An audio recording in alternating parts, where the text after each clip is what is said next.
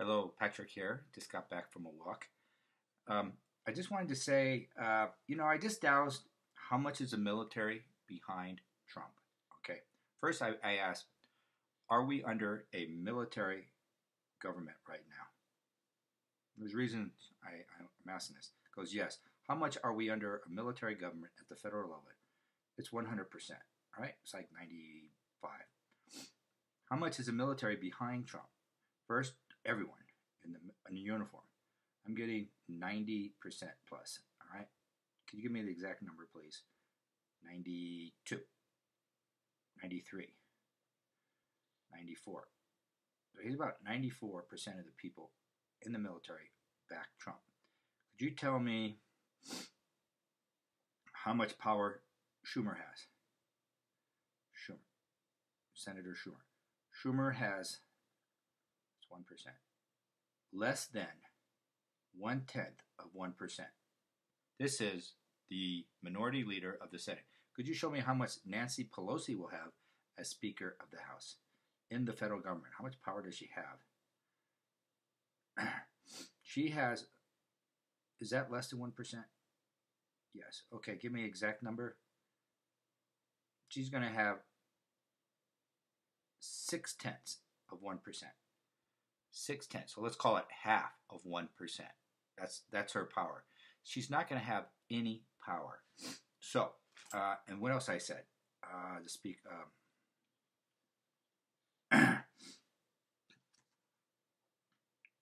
Is the scenario that the military approached Trump to take America back from the communists? How much is that true? Just using those words. That's about 99% true. Let's get an exact number, please. 94%. 94% true. 94%. Isn't that amazing? So in essence, we have it. Are they so the House of Representatives, could you give me a rating of their power, please? The House of Representatives. So, okay, let's call that 10%, please. All right. So that's the House of Representatives. All the members, all their investigative stuff, they have 1% power. 1%. When I asked when they lost the House of Representatives, all right, I said, okay, if they won it beforehand, it was a 0. It went up let's call that 1%, please. All right. Show me the power of the House of Representatives for Donald Trump. How important was it if he got the House before the election? Okay, he went up 1%. Could you show me now? He's down 2%. Or it's going to be an irritant not having it. Power-wise, I get, let's say, I don't know how to explain it. I have 20 levels on my scale. It does move about, how many does it move? It moves like moves one down instead of moving one up. So it would have been a tiny bit helpful if he won it. Now it's a tiny bit annoyance. All right. So that's it. A lot of exciting things happening. So we're basically under a military government with a civilian face. And but I think everybody sort of suspected that. They're trying to use, and that's how I get the courts. They're going to have all these courts, and it's going to be civilian. I know everybody's saying it's going to be tribunals, and I do get that's going to happen. I don't know how much of the military tribunals we'll see, but of the total of this whole strategy, this whole scenario, roughly 89% will be civilian trials and 11% will be military tribunals. So will we even see any of the military? That's the question on TV. Those will be the big treason and sedition. Like, that's where Soros probably should go. That's where Hillary should go. But I keep getting Hillary's going to wiggle out, and I think Obama might not get convicted. I know everybody's saying they are. They could die, things like that. They could have accidents, and that could be it. Maybe they just don't want to go through. It's too much trouble. It's too much. Let them do the right thing, like McCain. What happened to McCain? He exited stage right for the power. He's no longer on the stage. Did he, like General Rommel in World War II? Hitler allowed him to. I think they choked him to death. But his family got to keep his title and money and his prestige. So, so he did the right thing. He was caught for treason against the regime. Did that happen to McCain? Let's just do it real quick, and we'll end on that note. I'm just like, we live in these very. That's what's going on. And how much did McCain kill himself? No. Was he executed?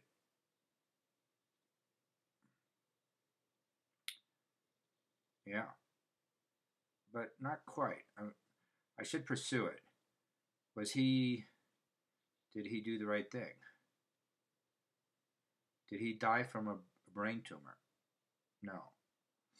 So this was how to remove him from office permanently. So his wife and family got to enjoy everything, and his reputation stayed intact. Yeah. Was he executed? Did he kill himself? That's kind of true. It's all there. I mean, and we're going to see more of that. That's a mafia statement, do the right thing. You tell kill yourself so the police will find that you have a suicide note and everybody agrees. Anyway, that's that. And we have this going on for a little bit to the beginning of the year. And I do want to, when you think of the military and all the secret space program, not even the secret, you start thinking about the nature of reality of our souls, what we're doing here. And when we watch TV with all the commercials, those are all bars on the window, as it were, of our existence. And it's really hard to break free of that and and make a living. You need to understand the culture, and then you don't want to be a part of it, because you understand that not only are the subliminals there, but the things they're selling, value-wise, cultural value-wise, on the commercials, in the content of the TV programs. And you notice how vastly it's changed in really, 10 years, 15 years. It's really changed drastically. You're having this whole transgender movement that no one really agreed to. No one agreed to have men in the girls' room. Men dressed up as women in the girls' room. If you said that 20 years ago, they said they would never, ever believe you. But that's how far we have gone. And it's not being simple. It's not saying, oh, you're not understanding, you have a cold heart. No, they're rules. They're rules in the universe to the interchange. And children need protection. That's it. I don't care about a full-grown man. He needs help. He needs pills, fine, whatever. But he doesn't have anyone's permission to be in the girls' room with 10-year-old girls. I don't believe it. And he already has an issue. Only 2 months ago, the psychiatry professional journals listed transgender as a mental illness. And under political pressure, it was redefined as just being another expression. It's not true. And they're pushing this on young children to make a choice about their gender. They don't even know anything about life. They don't even have their chakras open yet. This is all really, really bad. We're going down the wrong road, and you just have to pray that we catch this in time. I think we are. I think it's going to be such a drastic change that a lot of this will be self-correcting. And you'll be surprised how resilient the inner soul of humanity is to throw off. Look how fast in 1990s when Boris Yeltsin overthrew the communist government and inserted the Russian government. And the people initially it was uh, very difficult, very difficult, and people didn't understand the world because we no longer have all these state-supported services, and their whole world changed. There's no party cadre correcting you, so everybody didn't know which way to go. They had to re-educate the people on TV about the new system, and they were even reading our Federalist Papers, which is the backbone of our culture in many ways. And we don't use it anymore ourselves, but they did to set up their government. And you have an understanding of all our principles. Anyway, it makes. I remember my mother. She went to uh, Berlin after World War II. She was from California, and she grew up there. And she joined. She went to college. She has a teaching certificate, and she got a very. It's actually a very difficult job to get. It was very competitive, and it was with the Red Cross. And then you go there and you take care of the troops in a way of keeping their morale up, putting functions and events on for the troops in Berlin. And that's where she met my father. That's a very interesting story. I know. It's like out of a movie. But the point being, she said her neighbor, she had some kind of flat or something with in Berlin. In Berlin, when you see pictures of it with my mother, it's all in rubble. And this probably 1947. So or 46, I can't remember, 47 probably. And and she has pictures with Russian soldiers. She's posing with them, and boy, they look tough. The point I'm making is her neighbor thought Adolf Hitler was the greatest person in the world. They lost the war. The war's been over for a couple of years. And there she is just raving about how great Hitler was, the Fuhrer. And it was really, she said it was really kind of startling. And she didn't change the whole time she was there. And then you understand how difficult it is for people, like in the Soviet Union, to change their thinking once the old systems failed. But eventually they do. Eventually the Germans go on and rebuild Germany brick by brick, and incredible economy, and they changed their value system completely. And the Russians did too. After 70, 80 years of communism, they were able to do it. We're going to be able to do it. If it all crashes and we lose all this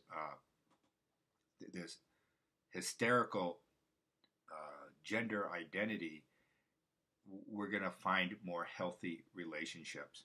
And and it has to do with everything. We're going to redefine our relationships, and it's going to start probably pretty soon, because it's going to be, you have to change. In both examples I gave, it has to do with basically the end of war. It's like, when the Soviet Union failed, socialism didn't work. It killed the spirit of Russia, and eventually just keeled over, and they had nothing. Food was scarce. The gangsters took over. It was Chicago in early 90s. They were just killing each other, all the gangsters, fighting for. And that was a conscious decision by Yeltsin and Putin. They just said, well, let them go. We can't control it. We don't have any state resources to fight the mafia. So just let them shoot and kill each other. And they did. It was really bloody. But the point is, the Russian people eventually changed completely on the way they looked at the world. And we're going to do the same. We're going to have a big change of awareness and a consciousness. And maybe it's going to we're going to have a lot of our goodies taken from us. I don't know. I think Trump's job is to not make it so severe like the Soviet Union when it collapsed. So when we do have a change, it will be okay. It will be okay. And I think that's part of his job. I'll douse that later if I'm correct. Well, I can do it now. Let's see. Is that part of Trump's job to soften the change, the transition to our new level of thinking? And I'm not totally right. I said that's 40% correct. So that's partially right. Anyway, thank you. And we'll see what happens. But when I douse, even though it's like they don't really care about the House of Representatives, it would have been nice to have, but it's not a big setback. I think it's important that the people became aware of the fraud. And let's go do that. Has this made people aware of electoral fraud? Yes. There, see, that's what it did. Was that the purpose, in a way, on a cosmic level? Yes. So, spiritually, of the people to be aware that they're living under a fraudulent electoral system, that's kind of like Spirit let this happen. Because otherwise, we had the last 2 years to prepare for this election. Why did the government allow it to go forth? That's the real question. They knew this was happening, and it hasn't been fixed. And that leads us to the ID card. People have been talking about it. It's the only way to 100% get rid of electoral fraud. You have a photo, your thumbprint, and it's your voter registration card. And the liberals don't want it because you can't have fraud. I shouldn't call them liberals. They're communists. That's who they are. They're not socialists. Bernie Sanders and his group, they're neo-bolsheviks. They hate Christians so much they want to kill them. That's how he douses. His Jane Fonda wants to kill Christians. That's what it's about. And you go through the whole list of all those. They say, "Oh, we're just New York liberals. We love everybody." They don't. They hate everybody. That's the secret. And when you douse it, you see who's been controlling the government, who the deep state is, and so the voter card was always opposed by libertarians. And in some way, you have to say, is this big setup to get the voter card on you as your papers? As you remember the Nazi movies, they always come and say, where are your papers? You had to have documents just to walk the streets in Germany. And it's a war setting. Under martial law, you need ID. And our libertarian aspect in America has always opposed a national ID card. And here is the only solution to a very traumatic event. So we'll get that. We'll probably get this national ID card, goes to the Supreme Court, and then they approve it and say it's okay.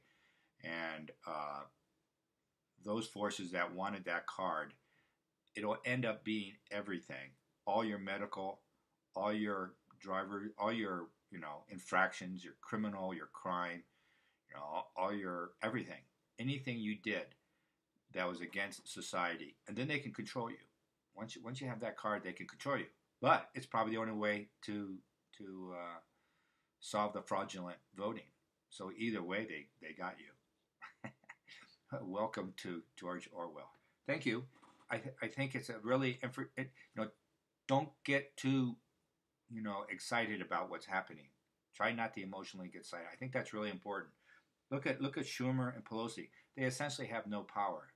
Their power is getting in front of a TV camera like MSNBC.